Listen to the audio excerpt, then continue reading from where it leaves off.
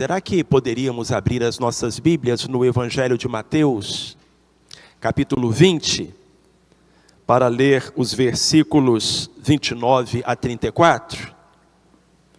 E será que nós poderíamos também compartilhar a nossa Bíblia com quem está perto da gente e assim abençoar o nosso vizinho, o nosso irmão?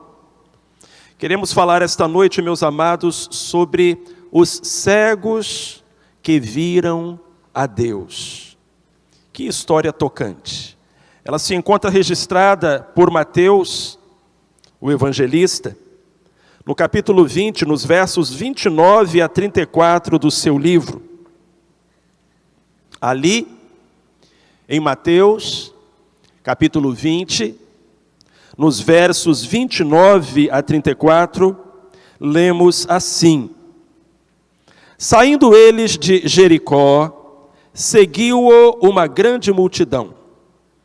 E eis que dois cegos, sentados junto do caminho, ouvindo que Jesus passava, clamaram, dizendo: Senhor, filho de Davi, tem compaixão de nós.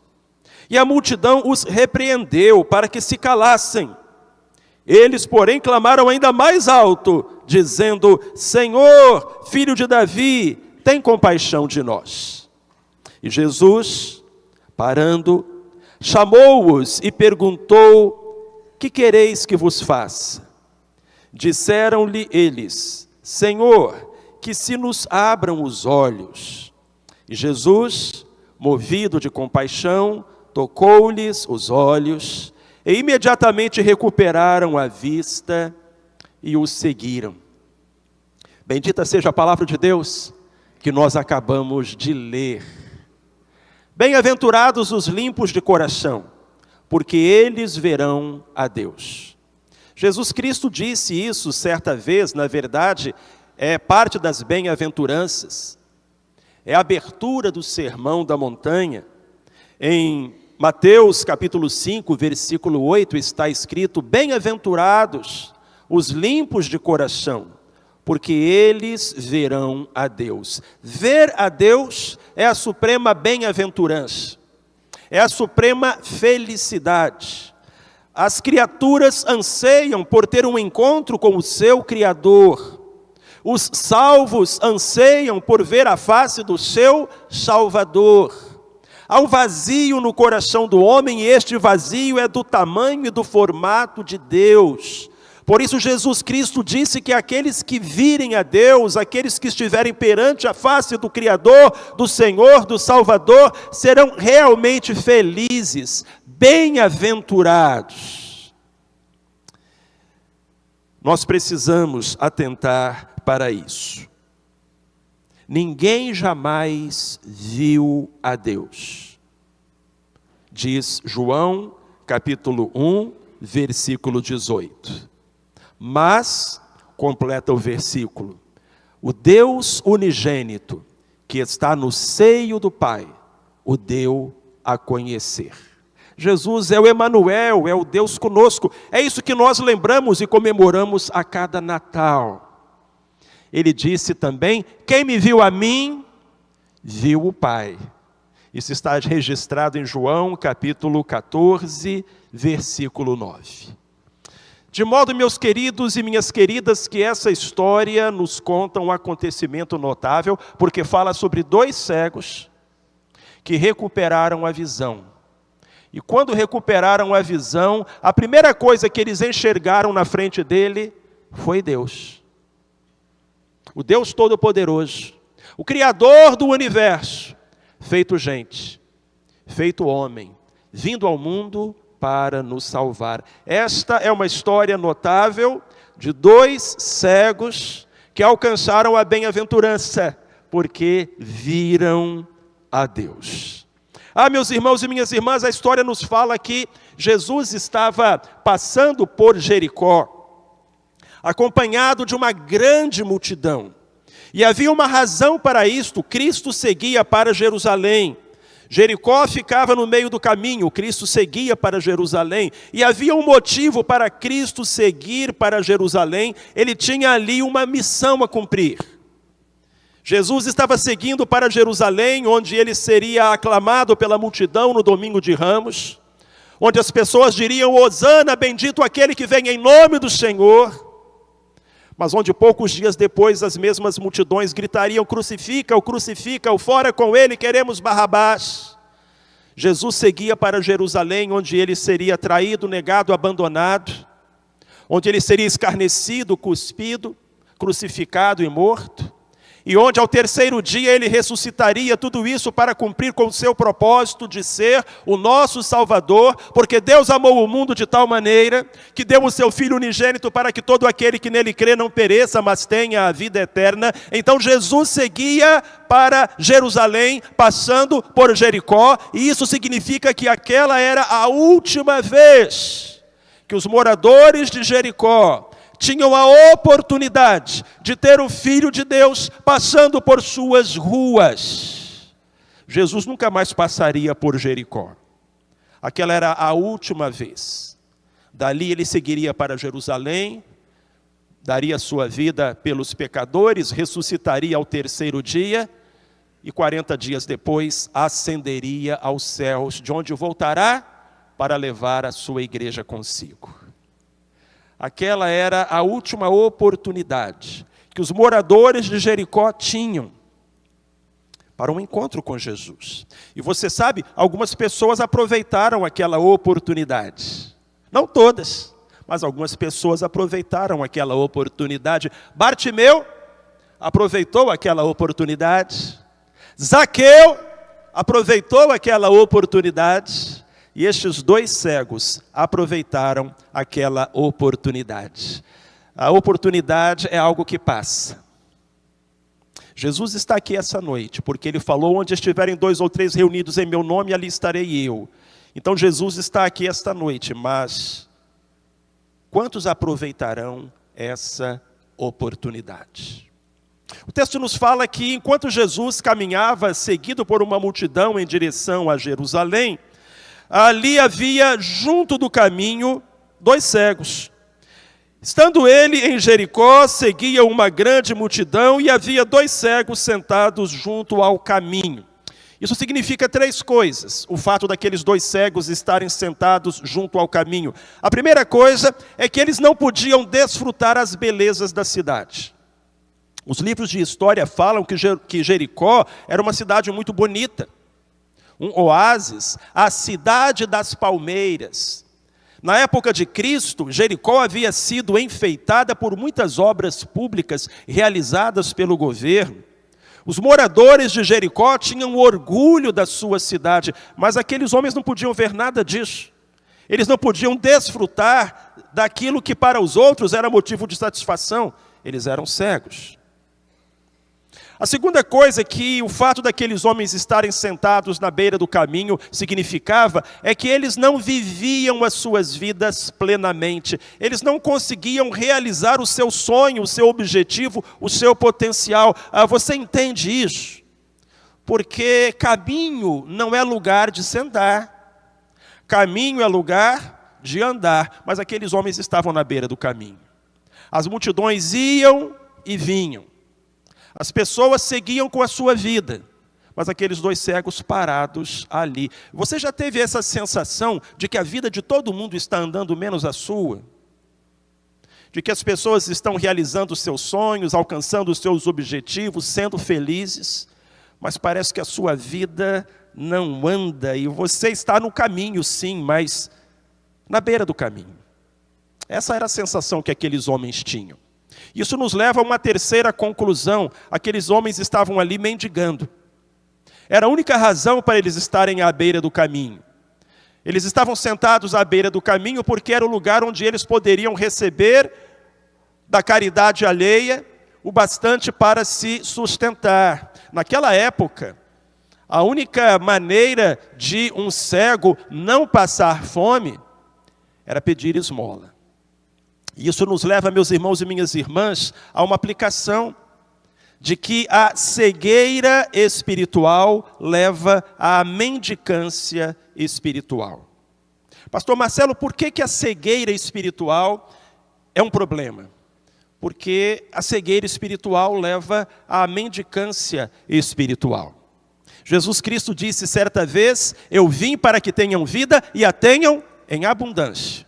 Essas palavras estão registradas no Evangelho de João, no capítulo 10, no versículo 10. Cristo falou: o inimigo veio para matar, roubar e destruir. Eu vim para que tenham vida e a tenham em abundância. A Jesus quer que a gente tenha uma vida abundante, transbordante, exuberante, vitoriosa, farta, plena.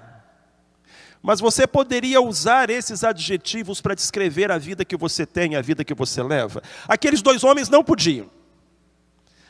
Eles não exatamente viviam, eles sobreviviam.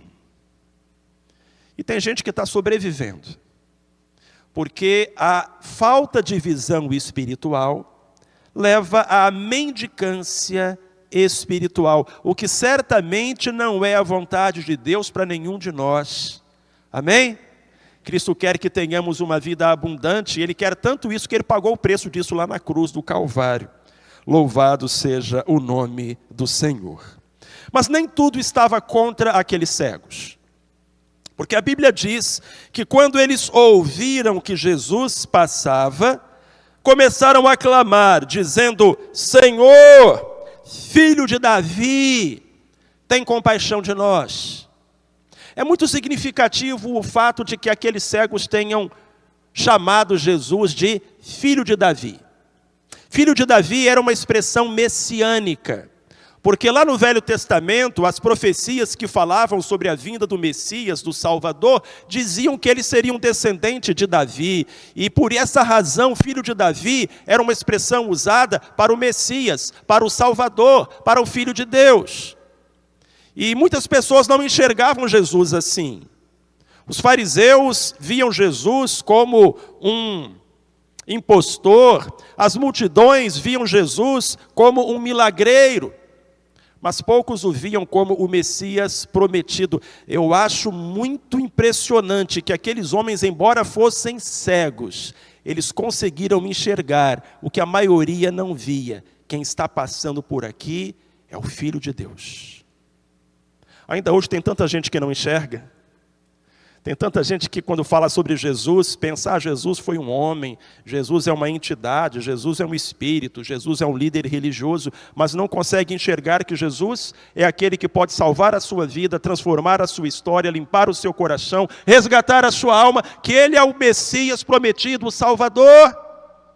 Então aqueles dois cegos, espiritualmente, enxergaram algo que muita gente ainda não enxerga. As escamas precisam cair dos olhos. E eles começaram a clamar. E essa parte da história fica engraçada, porque a Bíblia diz que quando eles começaram a clamar, a multidão começou a brigar com eles. E falar para eles: olha, parem de clamar. Me parece que toda vez que alguém se dispõe a ir até Jesus, a colocar a sua fé em Jesus, a buscar por Cristo, as multidões vão tentar atrapalhar. E tem três multidões. Primeiro é a multidão de gente mesmo. São os amigos, os colegas, os parentes, eles vão querer atrapalhar. Eles vão dizer assim: você vai virar crente agora? Você vai renunciar a tanta coisa? E começam a colocar dificuldades. Para de clamar. A segunda multidão é a multidão de demônios. Meus irmãos e minhas irmãs, não nos iludamos. Quando o diabo vê que alguém está querendo seguir no caminho do céu, ele mobiliza pelotões do inferno para perturbar a vida dessa pessoa e para levá-la em outra direção. Mas eu acho que também existe uma multidão de pensamentos que se agitam na mente da gente. Mas será que eu dou este passo? Será que Cristo realmente é real? Será que eu não estou perdendo alguma coisa que o mundo tem a oferecer? Então existe uma multidão de gente, uma multidão de demônios e uma multidão de argumentos se assanhando à sua volta nessa hora e dizendo: olha só, para de clamar, para de buscar, para de pedir. Aconteceu com aqueles cegos, mas algo muito significativo foi que eles não pararam de clamar. Pelo contrário, como está escrito na sua Bíblia? Na minha está escrito que eles passaram a clamar ainda mais alto. e a clamar o quê? Exatamente o mesmo que clamavam antes. Não mudaram uma palavra, não mudaram uma letra, mudaram o volume. Passaram do piano, não é isso, maestro? Do pianíssimo para o forte, fortíssimo. A Bíblia diz que eles clamavam ainda mais alto. Meu querido, minha querida, quando você clama a Deus e a resposta não chega, o milagre não acontece, a bênção não vem, você só tem duas alternativas. Ou você para de clamar, ou você clama ainda mais alto. Aqueles dois cegos tomaram a decisão certa. Eles não pararam de clamar. A Bíblia diz que eles clamaram ainda mais alto. Você não precisa mudar o seu clamor, você não precisa mudar o seu pedido, você só precisa perseverar. Você só não pode desistir. Porque se você está buscando por Jesus, você está no caminho certo. E agora a história se torna uma verdadeira bagunça, uma confusão. Imagine a cena, gritam os cegos de um lado, grita a multidão do outro. E ali vira uma bagunça, um tumulto, porque os cegos clamam: Jesus, filho de Davi, tem misericórdia de nós. O povo fala: cala a boca, cego. E aí os cegos gritam ainda mais alto, e a multidão também repreende ainda mais alto. Ficou uma coisa até engraçada, confusa. Até que nós chegamos ao versículo 32. No versículo 32 nós lemos que Jesus, parando, chamou-os e perguntou: que quereis que vos faça? Isso é maravilhoso, irmãos. Estava uma confusão. Todo mundo gritando, todo mundo falando. Jesus abriu a boca, fez silêncio. Porque quando Cristo fala, o resto para de falar. Jesus falou, a multidão silenciou, os cegos silenciaram, e Jesus chamou por aqueles dois homens, e eles foram até Jesus. Eu fico me perguntando como é que eles foram até Jesus se eles eram cegos. Provavelmente se guiaram pela voz de Jesus. E essa é uma boa dica para a nossa vida. Quando você não enxerga saída, quando você não vê o caminho, o que você faz? Deixe-se guiar pela voz de Jesus. E que ela guie você para mais perto de Jesus. Aqueles homens se aproximaram. E Jesus perguntou a eles: o que vocês querem? Que quereis que eu vos faça? Disseram-lhe os cegos: Senhor, que se nos abram os olhos.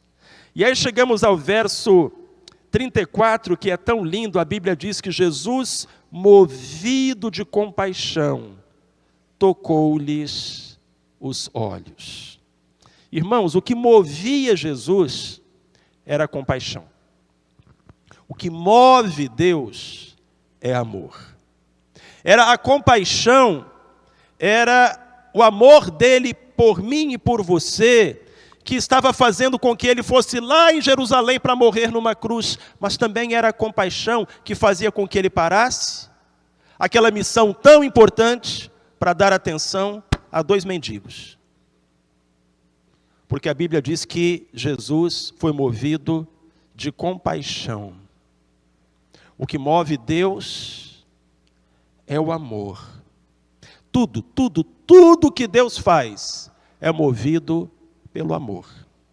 Até quando Deus diz um não para a gente, Ele é movido pelo amor. Você tem um carro, talvez, e você pode dizer: o meu carro é movido a gasolina, ou o meu carro é movido a álcool, ou o meu carro é movido a eletricidade. E Deus? Deus é movido a quê? Deus é movido a amor.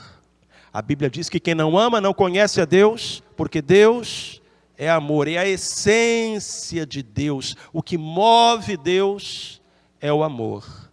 O que move Deus é a compaixão. Então Jesus Cristo, movido por esse amor, por essa compaixão, tocou naqueles cegos. Aqueles cegos recuperaram a vista. Aqueles cegos passaram a ver. E a primeira coisa que eles viram foi o Deus Todo-Poderoso, Criador dos céus e da terra, feito gente, parado ali na frente deles. Que história! 2 cegos que viram a Deus. E dessa linda história, meus irmãos e minhas irmãs, nós podemos extrair algumas lições para a nossa vida. Pelo menos 3. E eu queria convidar você a refletir nessas lições para a nossa vida espiritual. Primeira lição: reconheça a sua necessidade. Aqueles cegos foram curados, em primeiro lugar e acima de tudo, porque eles reconheceram que precisavam ser curados. Eles clamaram por Cristo e disseram: Senhor, filho de Davi, tem compaixão de nós. Olha para mim, presta atenção. Aqueles 2 homens se enxergaram como pessoas necessitadas, carentes, necessitadas de compaixão, de misericórdia. Disseram: Filho de Deus, nós não conseguimos sozinhos, precisamos do Senhor. Tenha misericórdia, tenha compaixão. O primeiro passo para um enfermo ser curado é reconhecer a doença. E o primeiro passo para um pecador ser salvo é reconhecer a sua necessidade de salvação e de um Salvador. Há pessoas que falam assim: eu não preciso de Jesus, porque eu sou um bom ser humano e eu pago os meus impostos, eu não faço mal a ninguém. Tem um ditado que diz que o pior cego é o que não quer ver. Mas talvez esse ditado não esteja correto, e na verdade o pior cego seja aquele que pensa que vê. Eu lhe digo essa noite, meu querido, minha querida, reconheça a sua necessidade. Admita a sua precisão. Não seja levado pelo orgulho, não deixe que o seu coração se endureça.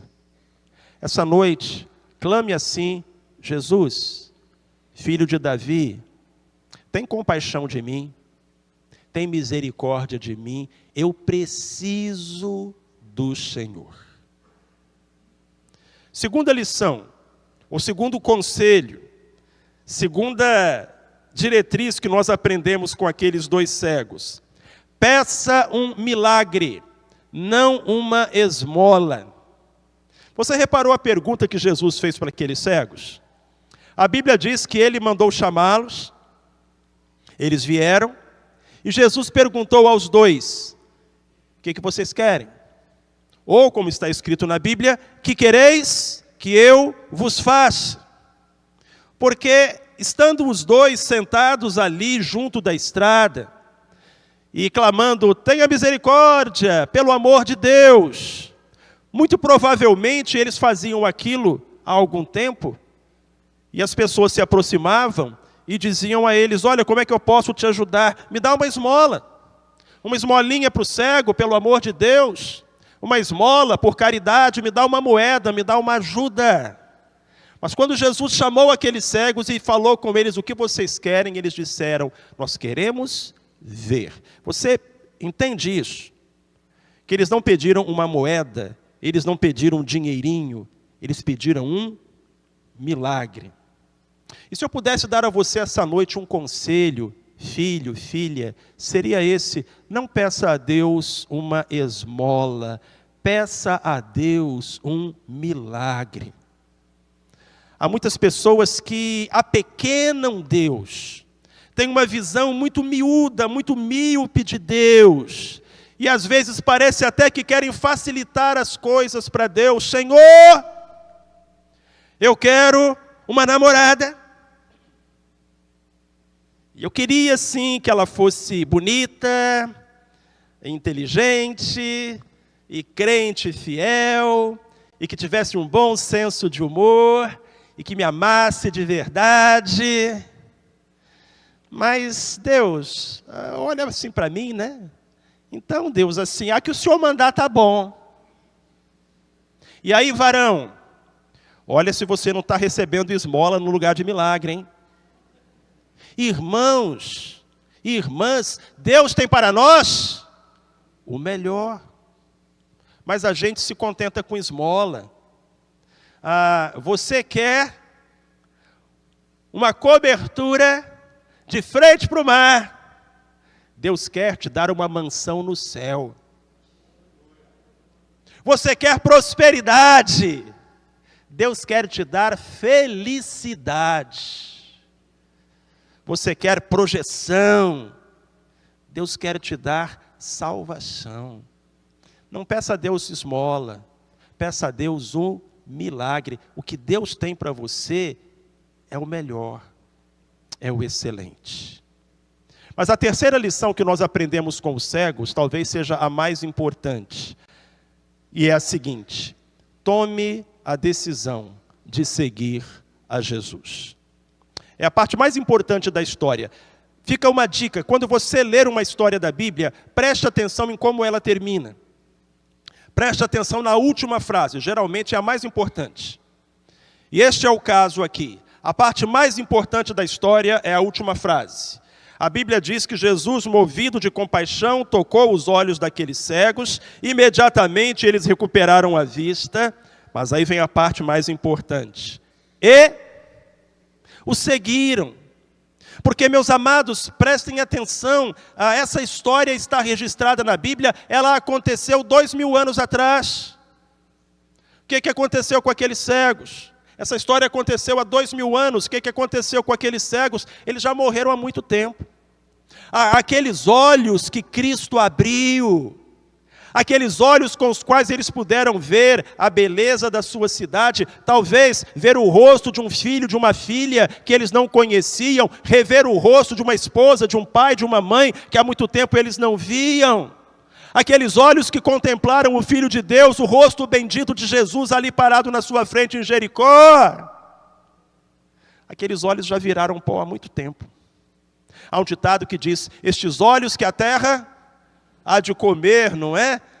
Em verdade eu lhes digo que a terra já comeu aqueles olhos há muito tempo. Porque essa história ficou registrada há 2000 anos. Mas a Bíblia diz, aleluia, que aqueles cegos não apenas recuperaram a vista. A Bíblia diz que aqueles cegos seguiram Jesus. E essa é a melhor parte da história, porque aquele corpo que Jesus curou, depois de algum tempo, morreu, foi sepultado. Mas aquelas almas que Jesus salvou, essas estão com Ele, lá no céu. Aqueles cegos, hoje, não estão na beira do caminho de Jericó, eles estão caminhando pelas ruas de ouro do céu. E eles estão contemplando a face do Pai, do Filho e do Espírito Santo. Eles não estão ouvindo uma multidão gritando para eles: calem a boca. Eles estão ouvindo o coral de anjos na presença do Senhor, porque eles tomaram a decisão maravilhosa de seguir Jesus. Filho, filha, amigo, amiga, você precisa tomar a decisão mais maravilhosa da sua vida, que é a decisão de seguir Jesus, de aceitá-lo como seu Senhor, como seu Salvador, de entregar a Ele a sua vida, de colocar os pés no caminho que leva ao céu, e esse caminho é Cristo. Ele falou: eu sou o caminho, a verdade e a vida, ninguém vem ao Pai, senão por mim.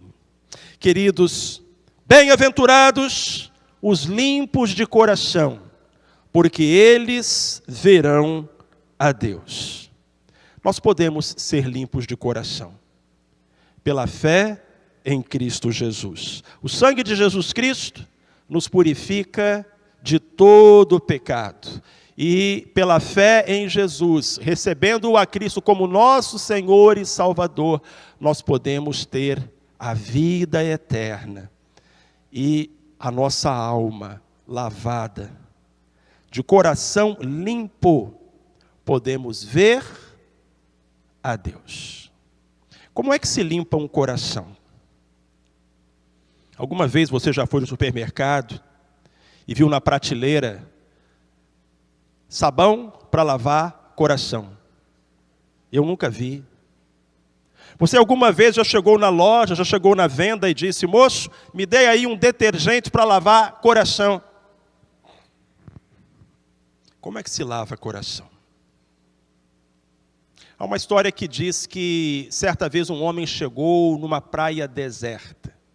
E aquela era a praia mais linda do mundo. Aquele homem começou a andar por aquele lugar e ele tinha a sensação de que estava no paraíso tal qual criado originalmente por Deus. À sua frente aquela areia branquinha, imaculada, era como um tapete diante dos seus olhos. O mar cristalino, misturando o céu azul com o azul do céu. As gaivotas voavam graciosamente e, além da linha de areia, uma mata virgem imaculada emoldurava o cenário. E aquele homem caminhava por aquela cena paradisíaca, admirando toda aquela beleza de um lugar intocado, imaculado, onde a maldade do homem, os males da civilização não haviam chegado ainda, e ele caminhava por aquele lugar tão lindo, quando a certa altura, ele olhou para trás, e viu que os seus pés haviam deixado um rastro naquela areia, e ele ficou triste, porque ele pensou, agora este cenário não é mais imaculado, ele não é mais perfeito, existe agora um rastro, existe agora algo estragando tudo, é a trilha dos meus pés. Então ele cuidadosamente começou a voltar atrás, apagando todas as marcas que ele havia deixado. Mas é claro, quando ele olhou para trás, o que ele viu? Novamente as marcas dos seus pés. E ele pensou, como é que eu vou resolver isso? Situação difícil. Ele coçava a cabeça. Como é que eu vou resolver isso? Estava ele pensando, quando uma onda mais alta avançou sobre a areia, lambeu os seus pés, avançou até mais acima e voltou. E quando aquela onda voltou, todas as suas pegadas haviam desaparecido. Irmãos, é assim que se lava um coração. Quando você tenta apagar as marcas dos seus erros, dos seus pecados, tudo que você consegue é criar novas marcas, porque você comete novos erros. Não é assim? Você já tentou? Você já tentou? Mas então vem a onda do sangue de Jesus Cristo. Então vem a onda do amor de Deus, da graça e do favor do Senhor, e apaga tudo. A Bíblia diz que Deus lança os nossos pecados nas profundezas do mar. E um pregador, comentando esse versinho, disse que depois ele coloca uma tabuleta dizendo, é proibido pescar. O sangue de Jesus nos lava, o sangue de Jesus nos purifica. Bem-aventurados os limpos de coração, porque eles verão a Deus. Para a gente ver a Deus, a gente precisa aprender com aqueles cegos. Para a gente ver a Deus, a gente precisa olhar para Jesus.